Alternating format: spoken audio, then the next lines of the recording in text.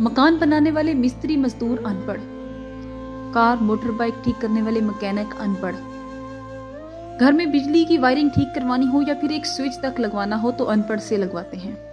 मकान रंग रोगन करवाना हो तो अनपढ़, घर की टीवी वॉशिंग मशीन इस्त्री खराब हो जाए और उसे ठीक करवाना हो तो मैकेनिक अनपढ़, शेव बाल कटवाने हो तो नई अनपढ़, शादी ब्याह में देंगे खाने पकवाने वाले पकवान सेंटर वाले अनपढ़, कार कोच ट्रक का ड्राइवर अनपढ़, घर में कोई भी काम करने वाला मुलाजिम अनपढ़, गोश्त सब्जी फ्रूट जूते कपड़े कुछ भी लेने जाते हैं तो दुकानदार अनपढ़, गाय या भैंसों का दूध लेने जाते हैं तो उनको पालने वाले भी अनपढ़, अगर हम होटल में खाना खाने या चाय पीने जाते हैं तो वहां पर काम करने वालों की तादाद अनपढ़।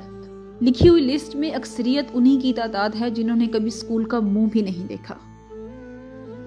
तो इस मुल्क के निजाम का बेड़ा गर्क अनपढ़ ने नहीं किया बल्कि तालीम याफ्ता ने किया है। हम बचपन से लिखते और पढ़ते आ रहे हैं कि मुल्क की तरक्की के लिए तालीम बहुत जरूरी है। आज गली गली स्कूल और कॉलेज खुले हुए हैं, लेकिन मुल्क का निजाम 40 साल पहले से भी बहुत बदतर है। आखिर क्यों? आज करप्शन कौन कर रहा है? आखिर हमारा निजाम तालीम पढ़े लिखे और अनपढ़ का फर्क पैदा क्यों ना कर सका?